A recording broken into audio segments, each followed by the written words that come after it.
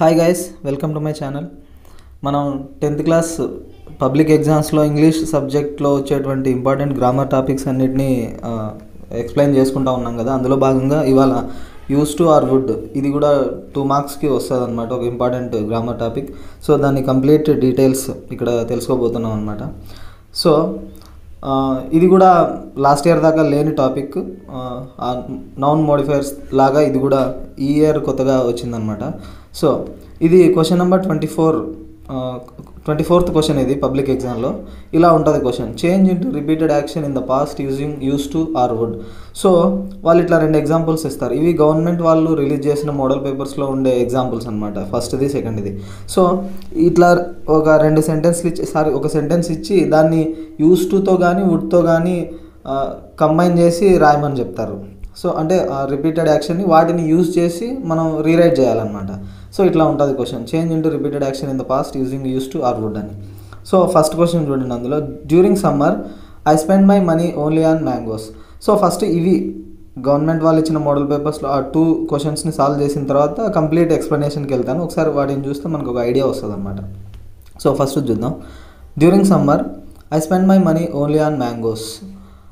So సమ్మర్లో ఉన్నప్పుడు నేను నా డబ్బులన్నిటి అంటే ఓన్లీ మ్యాంగోస్ మీదనే ఖర్చు పెట్టినాను, ఓన్లీ మ్యాంగోస్ మాత్రమే కొనుక్కున్నాను అని. సో ఇట్లా రాస్తాం. ఫస్ట్ ఇది యూస్ టు యూజ్ చేసి during summer I use to spend my money only on mangoes. ఇక్కడ బాగా అబ్జర్వ్ చేస్తే 2 తర్వాత మనం ఎప్పుడు V1 యూజ్ చేయాలన్నమాట. వాళ్ళు స్పెంట్ V2లో యూజ్ చేసినారు, బట్ మనం రాయాల్సింది 2 తర్వాత ఎప్పుడు 2 plus base form of the verb అంటాం, infinitive, 2 plus infinitive base form of the verb ఇక్కడ. So 2 plus V1 to spend my money only on mangoes. లేకపోతే వుడ్తో యూజ్ చేసి రాయాలనుకుంటే during summer I would spend my money only on mangoes. ఇది కూడా would తర్వాత V1లోనే రాయాలి. ఇది బేసిక్ చేంజెస్ అనమాట, మనం చిన్న చేంజెస్ చేయాల్సి ఉంటుంది. సో యూస్ టుతో అయినా రాయొచ్చు, వుడ్తో అయినా రాయొచ్చు. కాకపోతే కొన్నిటికి మనం వుడ్ యూజ్ చేయలేం. సో అవి ఎక్కడ అని చెప్పేసి నెక్స్ట్ నేను చెప్తాను. When I was young I wrote A bicycle to my office. నేను యంగ్గా ఉన్నప్పుడు అంటే చిన్నపిల్లప్పుడు ఆఫీస్కి యంగ్ ఏజ్లో ఉన్నప్పుడు ఆఫీస్కి బైసికిల్ మీద వెళ్ళేవాడిని అని. When I was young I use to ride a bicycle to my office. So rode V2లో ఉంది, బట్ మనం 2 ప్లస్ V1 కాబట్టి to ride a bicycle to my office. When I was young I would ride a bicycle to my office. So ఎట్లైనా రాయొచ్చు అనమాట. వీటికి మాత్రం use to అన్నా రాయొచ్చు, వుడ్ అన్నా రాయొచ్చు, మన ఇష్టం. వాళ్ళు ఇచ్చింటారు క్వశ్చన్లో యూస్ టు ఆర్ వుడ్, దేన్నో ఒకదాన్ని యూస్ చేసి మనం రీరైట్ చేయాల్సి ఉంటుంది ఇచ్చినటువంటి సెంటెన్స్ని. సో ఒకసారి ఎక్స్ప్లెనేషన్ చూద్దాం.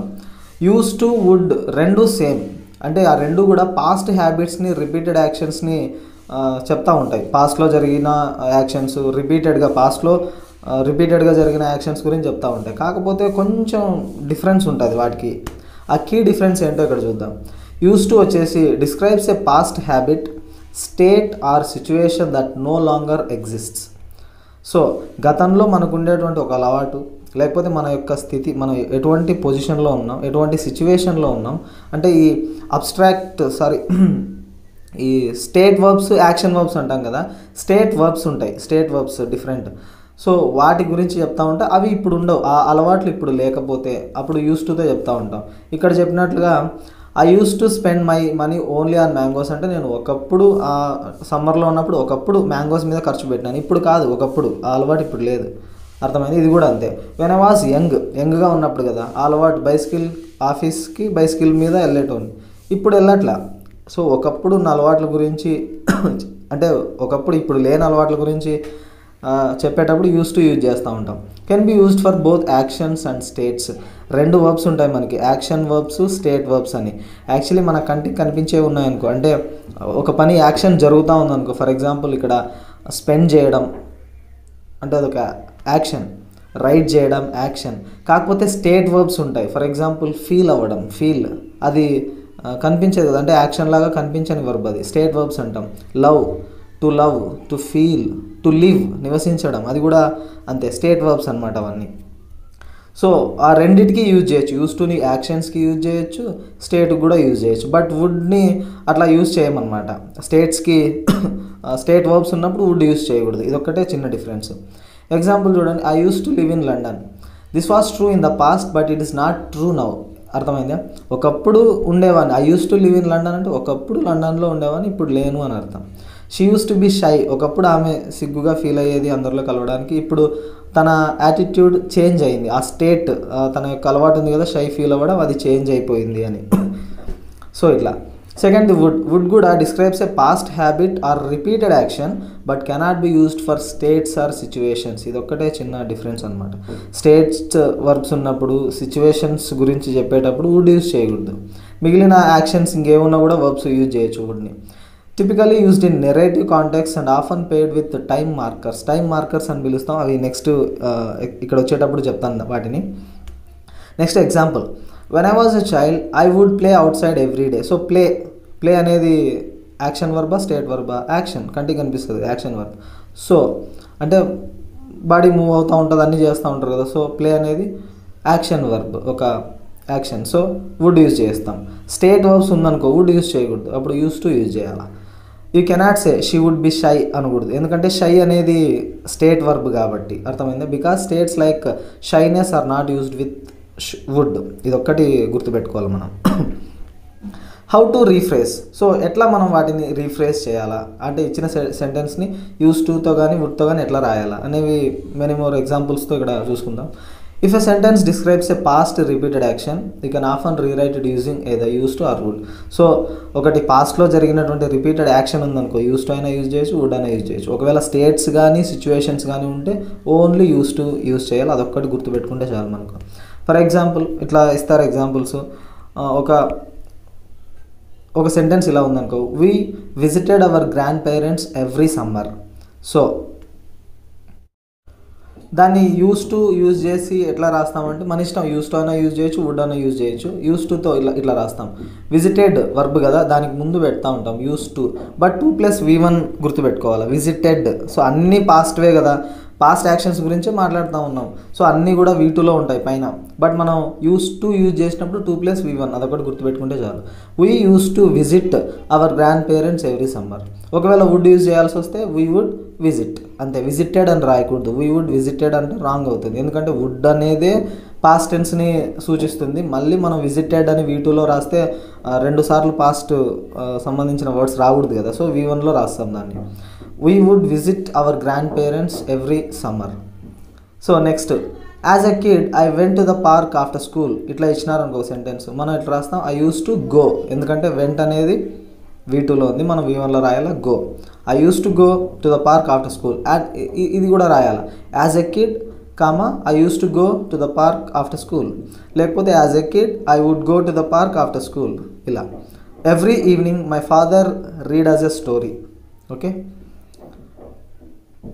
ఎవ్రీ ఈవినింగ్ ఇక్కడ చివరిలో రాసినాం, మన ఇష్టం. Every evening comma my father use to read a story, use to read us a story, or my father would read us a story every evening. మన ఇష్టం ఎట్లన్నా రాయొచ్చు. ఆ ఎవ్రీ ఈవినింగ్ అనేది ముందన పెట్టచ్చు, తర్వాతనే పెట్టచ్చు.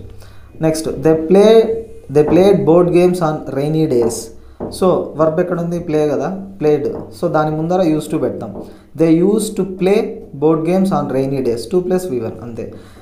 Are they would play board games on rainy days. ఇక్కడ రెండింటిని యూజ్ చేస్తాను, అబ్జర్వ్ చేయండి. యూస్ టుతో రాస్తున్నాం, వుడ్తో రాస్తున్నాం, ఎందుకంటే ఇవన్నీ యాక్షన్ వర్బ్స్ అనమాట. విజిట్ చేయడం, వెళ్ళడం, అండ్ చదవడం, ప్లేడ్ ఆడుకోవడం, ఈ బైక్ రైడింగ్ చేయడం, ఇట్లాంటివన్నీ యాక్షన్ వర్బ్స్ కనిపిస్తూ ఉన్నాయి కదా. So next, when I was younger I played football every weekend. ఇది కూడా when I was younger I use to play football every weekend, or when I was younger I would play football every weekend, ఇట్లా రాస్తాం. ఒకవేళ states కానీ situations కానీ ఉంటే గుర్తుపెట్టుకోండి, only use to మాత్రమే పనిచేస్తుంది అక్కడ, ఓన్లీ యూస్ టు మాత్రమే. వుడ్ అనే దాన్ని యూస్ చేయకూడదు. ఇక్కడ చూడండి, I was afraid of the dark when I was young. So ఇక్కడ వర్బ్ ఏంటి? అఫ్రైడ్. సో ఇది it's not a action verb, it's a state verb. So only use to మాత్రమే ఇట్లా రాస్తాం. I use to be afraid of the dark when I was young. Be ఎందుకు use చేసినామంటే అది మన సిచ్యువేషన్ కాబట్టి, ఇప్పుడు బీ సైలెంట్, బీ కామ్ అన్నట్లు చెప్తా ఉంటాం కదా, ఉండడం, భయపడుతూ ఉండడం. I use to be afraid. Okay, లేకపోతే ఐ యూస్ టు అఫ్రైడ్ అని రాసినా కూడా okay. I use to afraid, be అనేది నాట్ నెసరీ ఇక్కడ actually. I use to afraid of the dark when I was young. Cannot use would because this describes a state. అది అతని యొక్క పరిస్థితి, భయపడడం అనేది వర్బే కాకపోతే యాక్షన్ వర్బ్ కాదు, స్టేట్ వర్బ్. సో వుడ్ అనేది ఇక్కడ పని చేయదు, వాడకూడదు. ఇట్లా స్టేట్ వర్బ్స్ ఇచ్చినప్పుడు ఓన్లీ యూస్ టుతో మాత్రమే మనం మార్చి రాయాల్సి ఉంటుంది. They lived in the countryside. So lived ఇది కూడా స్టేట్ వర్బ్ కాబట్టి only use to. They use to live in the countryside, 2 + V1. He was a very shy child. Shy feel అవ్వడం. He use to be a very shy child. He use to be అలా ఉండేది, shy child లాగా ఉండేది. So be use చేస్తాం, be form అంతే. The city was quieter before the development. ఈ development జరగకముందు city చాలా క్వైట్గా ఉండేది, చాలా ప్రశాంతంగా ఉండేది అని. సో ప్రశాంతంగా ఉండడం. The city use to be quieter before the development, ఉండడం. సో బీ అంటే ఉండడం అనే కదా. సో ప్రశాంతంగా ఉండేది. Use to be quieter before the development. We had a dog named Max when I was a child. So మేము కలిగి ఉన్నాం. We use to have. ఇక్కడ హ్యాడ్ అనేది పాస్ట్. సో V1లో రాసేటప్పుడు have. We use to have a dog named Max when I was a child. I lived in a small village as a child. I use to live in a small village as a child. ఇక్కడ would అనేది use చేయమన్నమాట. థర్డ్ది past repeated actions ఉంటాయి ఈ విధంగా, అంటే పాస్ట్లో రిపీటెడ్గా జరిగినవి. She often went for a walk in the evening. Often అంటే అప్పుడప్పుడు, రిపీటెడ్గా చాలాసార్లు వెళ్ళేది evening. So past she often went for a walk in the evening అని. యూస్ టు యూజ్ చేసి ఎట్లా రాస్తాం? ఈ వెంట్ వెళ్ళడం అనేది స్టేట్ యాక్షన్ వర్బ్ కదా. సో రెండు యూజ్ చేయొచ్చు. She use to go for a walk in the evening, లేకపోతే she would go for a walk in the evening. Often అనేదాన్ని తీసేస్తాం, ఎందుకంటే పాస్ట్ రిపీటెడ్ యాక్షన్స్ గురించి చెప్పడానికి యూస్ టు వుడ్ యూజ్ చేస్తున్నాం. మళ్ళీ ఆఫన్ అని చెప్పాల్సిన అవసరంలా. Next, they spend their summers by the lake. They use to spend their summers by the lake, or they would spend their summers by the lake. ఈ విధంగా ఇంకొన్ని examples చూద్దాం. He always got up early to study. Got up లేవడం, ఇది కూడా state verb, action verb. Action verb. So రెండు use చేయొచ్చు. He use to get up. So 2 తర్వాత V1 కదా, గాట్ V2లో ఉంది, మనం V1లో రాస్తాం. He use to get up early to study, or he would get up early to study. Next, we travelled to the mountains every winter. So travel చేయడం, use to would రెండు use చేయొచ్చు, action verb కాబట్టి. We use to travel V1లో. We use to travel to the mountains every winter, or we will travel to the mountains every winter. My grandparents lived in a big house. So lived వచ్చింది ఇక్కడ. So అది only state work కాబట్టి only use టునే మాత్రమే వాడాలి, వుడ్తో రాయకూడదు. My grandparents use to live in a big house. My grandparents would live in a big house అంటే రాంగ్, అది కరెక్ట్ మీనింగ్ని కన్వే చేయదన్నమాట. సో యూస్ టు మాత్రమే యూజ్ చేస్తాం. My grandparents use to live, 2 + V1, to live in a big house. అర్థమైందా? So ఈ విధంగా చాలా ఈజీ అనమాట. కొన్ని ప్రాక్టీస్ చేస్తే ఈజీగా నేర్చేసుకోవచ్చు. సో మీ అందరికీ అర్థమైంది అనుకుంటున్నాను. Thanks for watching.